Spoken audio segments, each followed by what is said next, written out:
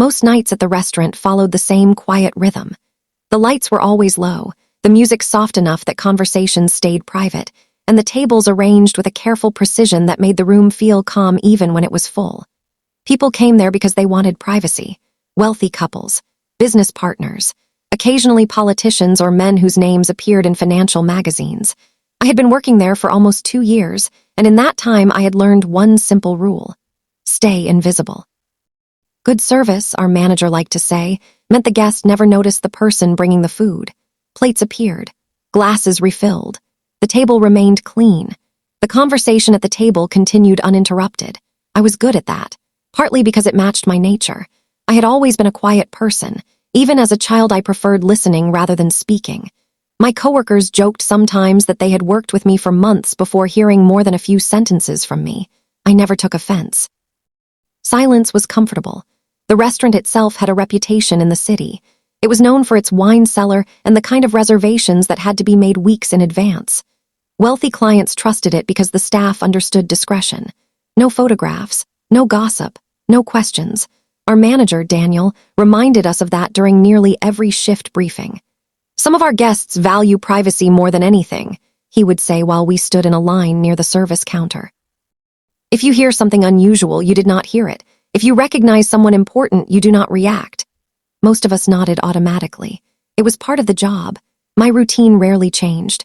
I arrived before sunset, tied my hair back, checked the table assignments, and prepared the dining section I was responsible for, folding napkins, adjusting the cutlery, making sure every wine glass was polished perfectly.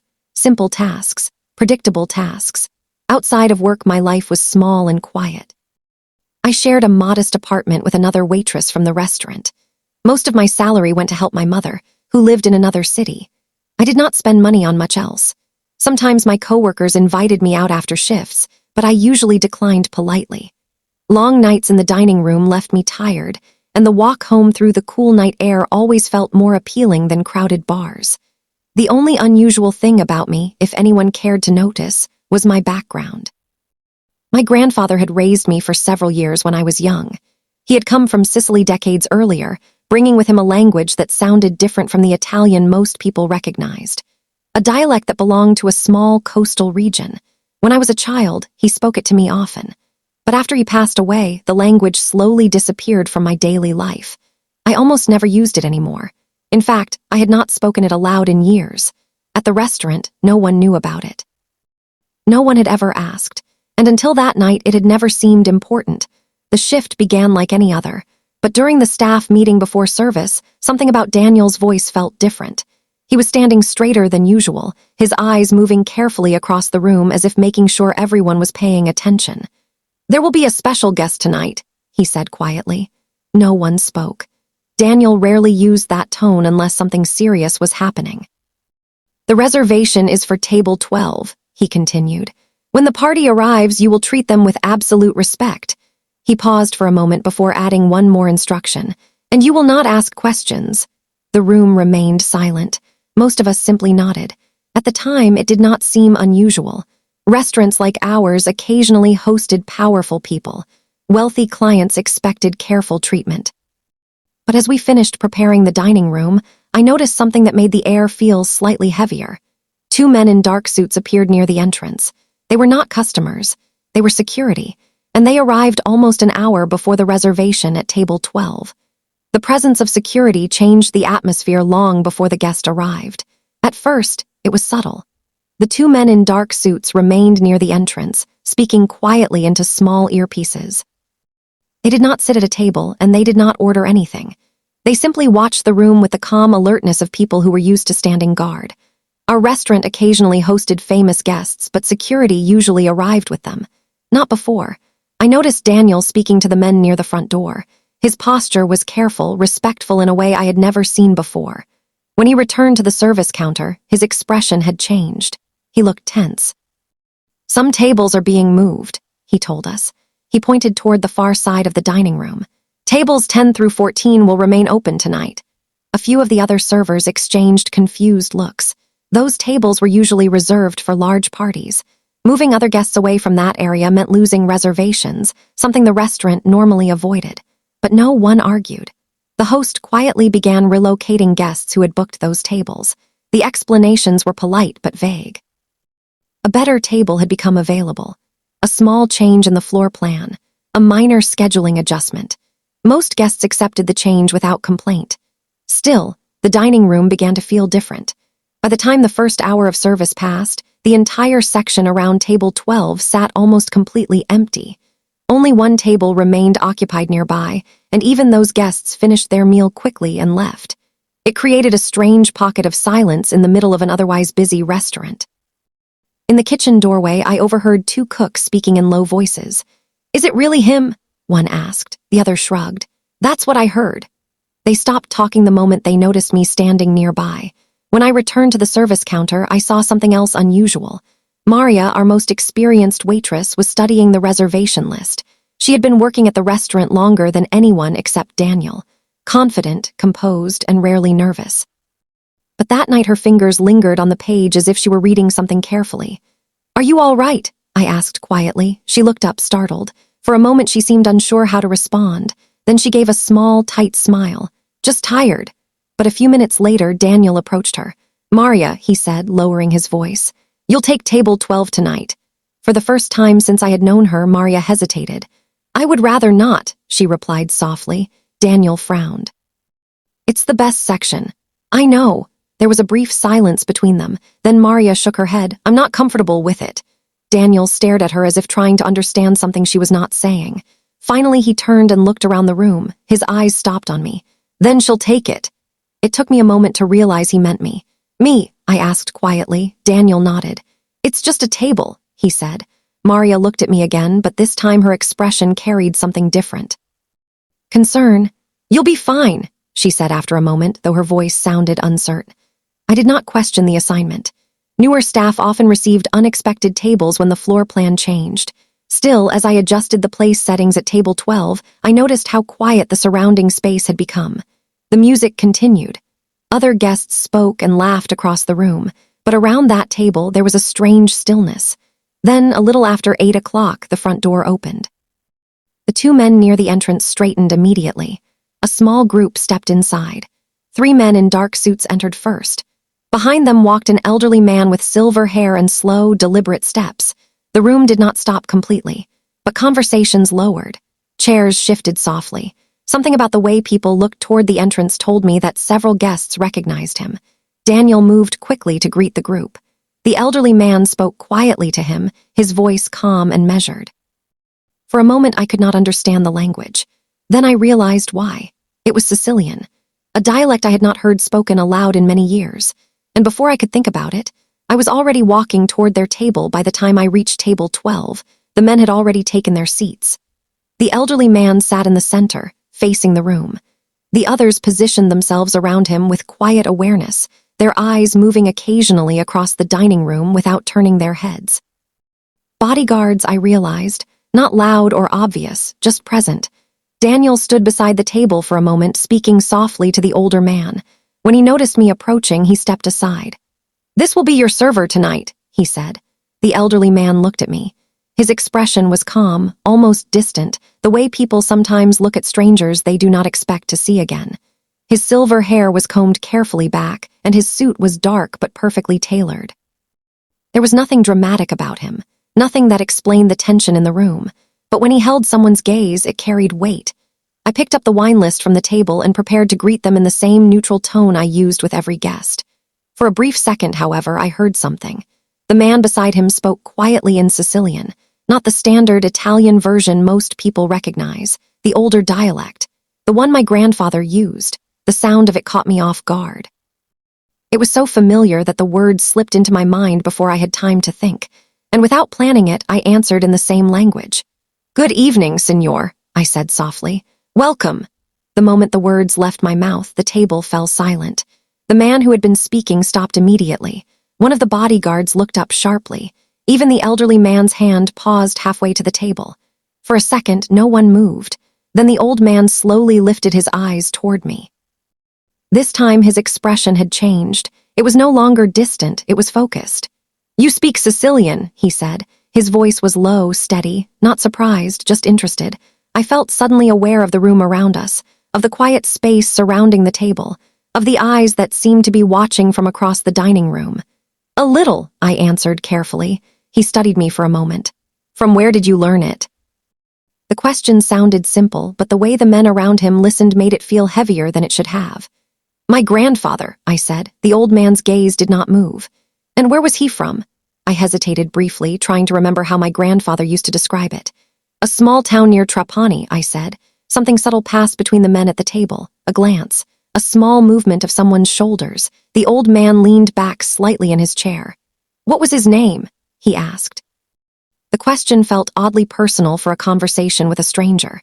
Still, there was nothing threatening in his tone, so I answered. When I said the name, one of the bodyguards turned his head immediately toward the man sitting beside him. The reaction lasted less than a second, but it was enough. The elderly man remained silent. His fingers rested lightly on the edge of the table while he looked at me in a way that suggested he was remembering something far away. Then he nodded once. "Thank you," he said quietly. His voice had become more formal now, almost careful. "You may bring the wine." I nodded and stepped away from the table. As I walked toward the service counter, I felt the weight of their attention following me. Daniel was already waiting. "What did you say to him?" he asked immediately. The question sounded sharper than I expected. "I greeted him," I replied. "In Sicilian," he said. It was not a question. I hesitated. "Yes." Daniel's expression hardened. For a moment he looked toward table 12, then back at me.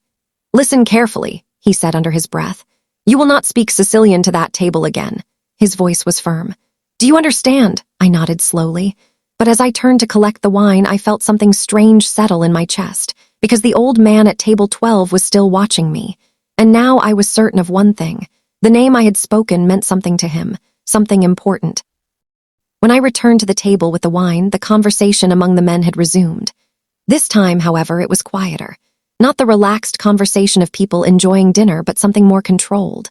Their voices stayed low, and every so often one of them glanced toward me as I approached. I focused on the task in front of me. Pour the wine, confirm the order, step away. The same routine I had followed hundreds of times before, but the air around the table had changed. The elderly man no longer ignored me the way important guests often ignored staff. Instead, he watched carefully whenever I entered the space near their table. Not openly, just enough to remind me that he was aware of me. The rest of the dining room continued as usual. Plates moved in and out of the kitchen. Conversations rose and fell. Glasses clinked softly. Yet around table 12, everything felt slower, more deliberate. When I returned to the service station, Daniel was already there. He had been watching. "I told you not to speak Sicilian," he said quietly. "I didn't," I replied. "That first greeting was enough." His tone carried a restrained irritation, as if I had created unnecessary work for him. "I didn't know it would matter," I said. Daniel sighed and rubbed his forehead. "Just keep the service simple, no extra conversation." I nodded. That was easy enough. I rarely spoke more than necessary anyway. Still, as the evening continued, I noticed the staff behaving differently around me. Maria avoided meeting my eyes when we passed each other near the kitchen door. One of the bartenders stopped mid-sentence while speaking to another server the moment I approached the counter. Even the host at the front desk seemed unusually quiet. At first I wondered if I was imagining it. Restaurants could become tense when important guests arrived. People worried about making mistakes. Managers became strict. But this felt more personal than that. About an hour into the meal, Maria finally spoke to me while we waited for plates to come out of the kitchen. "You handled the table well," she said quietly. I looked at her, surprised. "Thank you." She hesitated before continuing. "You didn't know who that was, did you?" I shook my head. "Just another guest." Maria studied my face for a moment, as if deciding whether to say something else. Then she leaned slightly closer. "Sometimes," she said softly, "it's better not to draw attention from certain people." Her voice carried a seriousness that made me uncomfortable. "I wasn't trying to," I said. "I know." The kitchen doors opened and the chef placed the next dishes on the counter. Maria picked up one of the plates and stepped back. Before leaving, she added one more sentence. "Just be careful." I carried the remaining plates toward table 12. The old man was speaking quietly to one of the men beside him. When he noticed me approaching, the conversation stopped. I placed the dishes carefully in front of each guest. No one spoke. The silence felt heavier now. As I turned to leave, the elderly man's voice stopped me. "Signorina," I paused. "Yes, sir." He studied me for a moment, his expression calm but thoughtful. You have worked here long, almost 2 years. He nodded slowly. A long time. Then he said nothing more. I returned to the service station, but the brief conversation had already been noticed. Daniel appeared again a few minutes later. What did he ask you this time? He said. Just how long I've worked here. Daniel exhaled slowly, clearly frustrated. You're reading too much into everything, he said after a moment, though his eyes kept drifting toward table 12. It's just a dinner. His tone sounded dismissive. But something about the way he watched that table told me he did not believe his own words. And for the first time that night, I began to feel uncertain about something else. Whether the quiet tension in the room was really in my imagination, or whether everyone else already knew something they were not willing to say. The dinner continued in slow, careful stages. Course after course left the kitchen and moved quietly across the dining room. The other servers handled their tables with the same steady rhythm as always, but I noticed that several of them glanced toward table 12 more often than usual. Not openly, just brief looks when they thought no one would notice. The men at the table spoke little while they ate. Their conversation remained low and controlled, sometimes switching between Italian and Sicilian. I understood enough of the dialect to recognize familiar words, but I avoided listening too closely. Daniel's warning still sat in the back of my mind. Keep the service simple, so I did. I refilled their glasses when necessary, cleared plates when they finished, and spoke only when spoken to. For most of the evening, the elderly man remained quiet, but near the end of the main course, he lifted his hand slightly as I passed the table. Signorina. I stopped. Yes, sir. He gestured gently toward the empty chair beside him. Come here a moment. The other men at the table looked at him, then at me. I stepped closer. The dining room around us continued as usual, but I could feel the attention of several nearby tables drifting toward our conversation. The old man folded his hands together on the table. You said your grandfather taught you the dialect, he said calmly. Yes. What was his name again? I repeated the name. This time the reaction at the table was impossible to miss. One of the bodyguards slowly leaned back in his chair. Another man turned his head slightly, studying me more closely. The old man remained still, his expression thoughtful. And he was from near Trapani. Yes. For a moment no one spoke. Then the elderly man nodded slowly as if confirming something only he understood.